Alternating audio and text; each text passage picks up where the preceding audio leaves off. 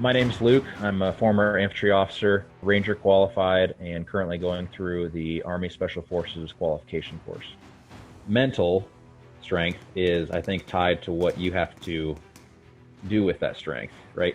If you have a comfortable life, you can convince yourself you're a strong mental person, but you're not coming up against challenge. So what is strength, right? How do you test that? And so I think the way you work at it is just like it is in the weight room. You have to apply stress. You have to apply a challenge, whether that's an intellectual challenge, whether that is a physical challenge that is pushing. You have to mentally push against, with both mental and physical.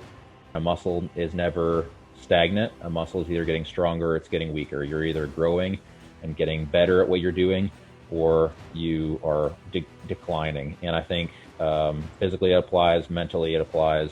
You stand on the edge of a swimming pool and you look at the water, and the water looks cold. And so you go, I wonder how cold that is. And so you dip your toe in and you go, yep, that's really cold. And you have two options. You can either be a chicken about it. Well, you get three options. You can not get in the water. You can, two, be a chicken about it and ease your little toe in and then ease your little foot in, and it's going to be cold and you're going to protract it out. It's going to take longer. Or you can just cannonball in, and then 5 seconds later, you're not even going to feel it, right? And so that's, to me, jumping into stressful environments, jumping into new environments, moving across the country, new units, new schools, all of those things have been very much like that throughout my life to this point. And that is just, it's shocking for a few seconds or for a few minutes or a few days, and then it becomes normal. And whatever becomes normal, you can do it. A lot of times the people that are willing to trash talk others are the people that aren't willing to get in the ring themselves. And so what I've always told people that are, my soldiers or my peers, and when they're getting ready to go do something that makes them nervous, that scares them, stuff that I've done, experience I've gone through is I've just told them, look, man, I told this to one of my soldiers when he was leaving for Ranger School. I said, no matter what happens, good or bad, when you come back, your leadership is going to think better of you for having tried and having gotten in the ring.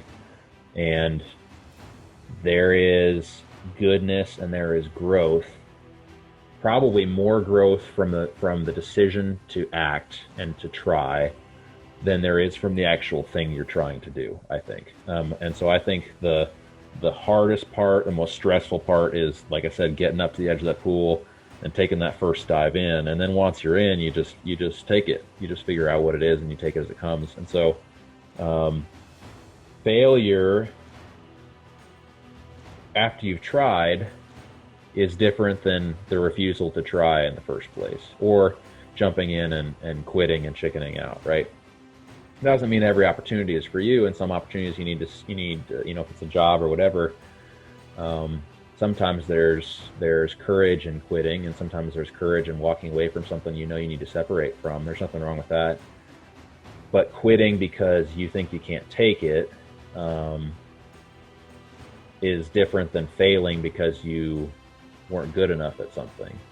I don't think you arrive at resilience. I don't think you get there. I don't think you achieve an end state. I don't think you ever summit and get to camp out up there. I think you're constantly on a journey, and I think I'm 100% on that journey as well. I don't think I've arrived at it. It's something I work at. It's something that I struggle with just like everybody else, and it's okay to be on that journey. What I think is not okay is to become stagnant. If you don't have the next thing that you're going towards, for me, that is the hardest time. That's the most depressing time. That's the time when I feel the most lost. And so I think the biggest danger for anyone is if you feel yourself going into that, to stay there and to stagnate instead of finding the next thing to push for, the next thing to find to make yourself better, to learn, to grow, whatever it may be.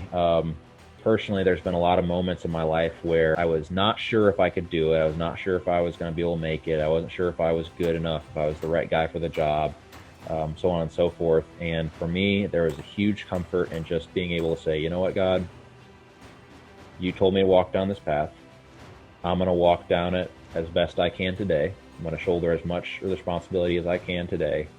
I'm going to try and be the best buddy I can today. And then I'll let you direct the path and tell me where it leads.